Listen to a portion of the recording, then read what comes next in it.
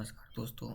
स्वागत है आपका। लास्ट 6 मंथ बचे यूपीएससी में और इन लास्ट के दिनों में हमें क्या करना है उसकी एक सही रणनीति बनाकर चलना पड़ेगा, तभी हम सही से अपना पूरा सिलेबस कर पाएंगे और यूपीएससी प्रीलिम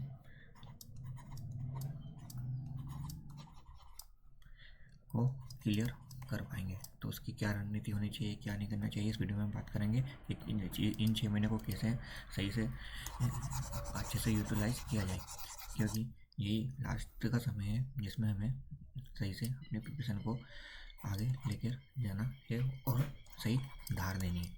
अगर यहाँ पीछे रह गए तो फिर बात नहीं बनेगी। तो चलिए शुरू करते हैं कि कौन कौन सी गलतियों से बचना और कैसा हमारा रोड मैप होना चाहिए इन 6 महीनों में एक सही स्ट्रेटजी और एक हस्बैंड को किन बातों का सबसे ज़्यादा ध्यान रखना चाहिए। तो चलिए दोस्तों, सबसे पहले मैंने यहाँ कुछ स्लाइड रख दिए तो उस पर नज़र रखते हैं। पहली चीज़ है कॉमन मिस्टेक से बचिए।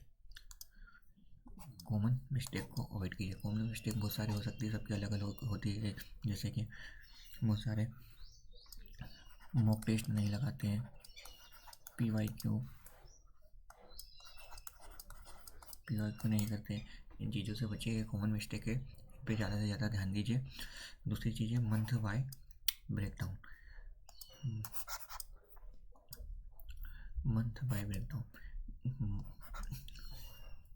अपने सब्जेक्ट को मंथ बाय ब्रेकडाउन कीजिए और सही से प्रिपरेशन कीजिए कि इस वीक पॉलिटिकली, फिर हिस्ट्री, फिर इकोनॉमी करके अपने वीक और मंथ को डिवाइड कीजिए।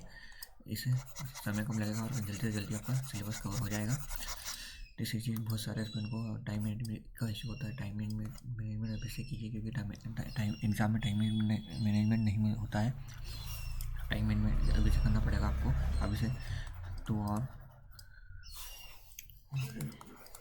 टेस्ट लगाइए। टेस्ट 2 आवर के अंदर हो जाना चाहिए। सबसे ज़्यादा ध्यान रखना चाहिए CSET और CS पेपर 1 और CSET के 2 आवर में टेस्ट हो जाने चाहिए आपके, तभी एक्यूरेसी सही से आ पाएगी। करंट अफेयर की स्ट्रेटेजी PT 365 को पढ़ना है, अच्छे से पढ़ना है PT 365 को, और इससे आपका करंट अफेयर मजबूत हो जाएगा। और आप डेली न्यूज़पेपर पढ़ते तो ठीक है, लेकिन PT 365 लास्ट में छोड़ना नहीं है, उसको पढ़ के जाना है। मोस्टली पॉलिटिक्स की पढ़ लीजिए, साइंस की पढ़ लीजिए, इकोनॉमी की पढ़ लीजिए, क्योंकि वहाँ से बहुत ज़्यादा क्वेश्चन आते हैं। करंट से बहुत ज़्यादा क्वेश्चन आते हैं, तो इसलिए आपको उसमें ध्यान देना पड़ेगा। और अब बात करते हैं मॉक टेस्ट की। मॉक टेस्ट में क्या स्ट्रेटजी रखें। मॉक टेस्ट में आपको ये होना चाहिए कि 40 से 50 मॉक लगाने हैं और मॉक टेस्ट का एनालाइज करना है कि हमारे क्वेश्चन गलत हुए थे, क्यों हुए, और उनके शॉर्ट नोट्स बनाने हैं ताकि आपको रिवीजन में आसानी हो। हर मॉक टेस्ट लगा के छोड़ नहीं देना है, मॉक टेस्ट को लगाना है और उसको एनालाइज करना है कि हमारे क्वेश्चन कहाँ गलत हो रहे हैं, किस पोर्शन से गलत हो रहे हैं, क्यों गलत हो रहे हैं, हमारी रणनीति में क्या कमी है। जैसे कि सपोज कीजिए पॉलिटी में आपके फंडामेंटल DPSP से क्वेश्चन गलत हो रहे हैं, तो उसको रिवाइज कीजिए। अच्छे से भी आपके क्वेश्चन गलत हो गए, क्योंकि बेसिक क्वेश्चन आपके गलत होंगे टेस्ट में, और आप एनालाइज नहीं करेंगे तो टेस्ट का कोई फ़ायदा नहीं रहेगा। इसलिए उनका अच्छे से एनालाइज कीजिए, तभी आपके कुछ बात बनेगी। और सातवीं चीज़ है mental health out management.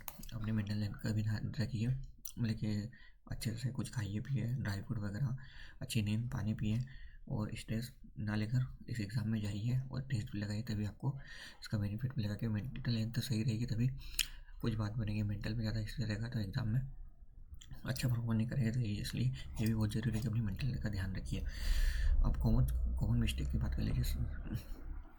Mistake by most UPSC exam, lack of understanding basic concept. देखिए दोस्तों, आपका बेसिक ही मजबूत नहीं होगा तो आप कैसे आगे बढ़ पाएंगे, इसलिए बेसिक पे ज़्यादा से ज़्यादा ध्यान दीजिए। सेकेंड है not focusing on each and every question during exam.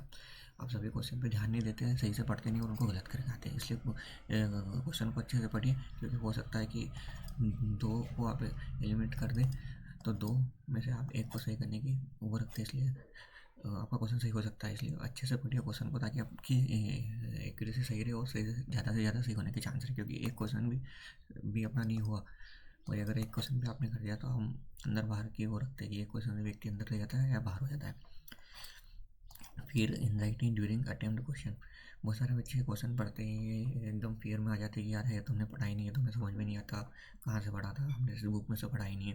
तो ये एंजाइटी होती है, वहाँ पे आप सोचते ही नहीं। लेकिन अगर आप डीप पढ़ेंगे तो आपको पता चलेगा कि शायद मैंने ये किया है, और कहीं ना कहीं आप एलिमिनेट कर दोगे और उसको सही कर दोगे।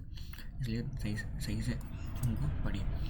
और चौथा है less focus on CSAT. बहुत सारे बच्चे सी सेट पर फोकस नहीं करते और लास्ट में सी सेट को रखते हैं, तो उनको सी सेट क्लियर नहीं हो पाता और पूरे साल भर की मेहनत उनकी बर्बाद निकल जाती है। इसलिए सी सेट को ज़्यादा से ज़्यादा ध्यान दें, और 66+ मार्क्स लाना हो तो अभी से ध्यान देना पड़ेगा, तभी आपका सी सेट क्लियर हो पाएगा, वरना नहीं हो पाएगा। सी सेट को भी साथ साथ में लेके चलिए, 1 आवर देते रहिए सी सेट को, क्योंकि बहुत सारे बच्चे नहीं देते सी सेट पर ध्यान, और लास्ट में उनका वो हो जाता है। देखो प्रैक्टिस ऑफ MCQ। देखिए दोस्तों, MCQ प्रैक्टिस करना बहुत ज़रूरी है। लास्ट के 27 ईयर के PYQ कर लीजिए डेली। आप है ना, डेली 30 MCQ लगाइए और उनका एनालाइज कीजिए, कहाँ गलत हो रहे, क्यों हो रहे। डेली 30 करेंगे आपके, तो आराम से एग्ज़ाम के पहले के 3000 MCQ हो जाएंगे।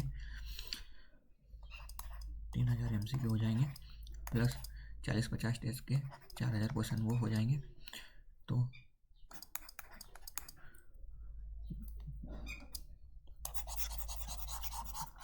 3000 MCQ हो जाएंगे और 4,000 हो जाएंगे, तो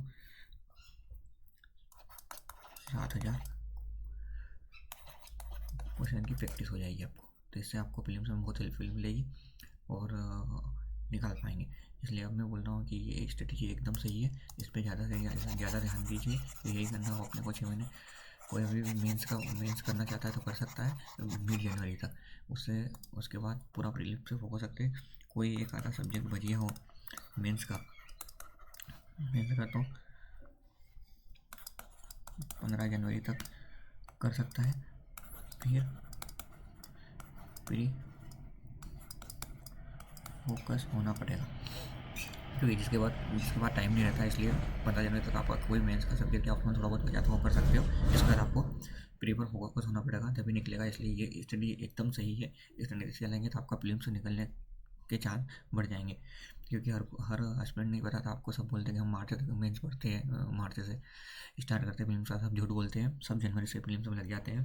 क्योंकि आप इसमें माइन्यूट स्टडी की ज़रूरत है। माइन्यूट पढ़ेंगे, सब्जेक्ट को अपने वीकली टारगेट को लेकर चलेंगे कि इस वीक मेरे को पॉलिटी पढ़नी टेस्ट लगाना है, अगले हिस्ट्री, फिर अगले में इकोनॉमी टेस्ट लगाना। और माइन्यूट गलती कहाँ हो रही है, क्यों क्वेश्चन गलत हो रहे हैं, वो सभी करते हैं और कोई किसी को बताते हैं। टॉपर स्ट्रेटेजी नहीं बताते हैं कि ऐसा करते हैं। सभी जनवरी फरवरी से लग जाते हैं। इसलिए आपको भी मिड जनवरी से लग ही जाना है, क्योंकि 4-4.5 महीने की मेहनत प्री मांगता ही है, इसके बिना नहीं हो पाएगा। इसलिए 4-4.5 महीने 5 महीने आपको फिल्म्स फोकस होकर देना है। एक बार आपका फिल्म निकल गया, जिसके बाद आपने ऑप्शन थोड़ा बहुत भी कर रखा है और थोड़ी बहुत भी 100-200 क्वेश्चन की आंसर राइटिंग भी कर रखी, तो आपको 3 महीने में आप बहुत कुछ आगे कर पाएंगे। हाँ, लेकिन ये है कि आपको ऑप्शनल थोड़ा बहुत कवर करके जाना ही। ऑप्शनल अभी कवर नहीं भी हुआ है तो 1 महीने आपके पास है, 1 से 1.5 महीना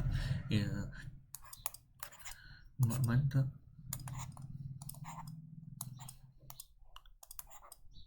1 से 1.5 मंथ है आपके पास, तो उसमें आप कर सकते हैं। जनवरी की 15 तारीख तक ऑप्शनल या कोई भी आपका एथिक्स वगैरह या कोई भी GS का क्वेश्चन बचा हुआ है तो आप कर सकते हैं। तो GS हुआ, ऑप्शनल हुआ, ये 1-5 मंथ है आपके पास, उसमें कर सकते हो। और जिसके बाद आपको पूरा प्री पे फोकस होना है, अन्यथा फिर आपकी फिल्म्स में बहुत बाधा आएगी। इसलिए ये स्ट्रेटेजी बहुत सही है, इस पर आप एक बार रिलाई करके देखिए। और जो मैंने टिप्स और जिन गलतियों को बताया और जिन रणनीति पर बात की, उन पर आप काम करिए, तो आपको धीरे धीरे सुधार देखने को मिलेगा और आपको फिल्म्स में अच्छा स्कोर और निकलने की हो सकती है। और all the best for films.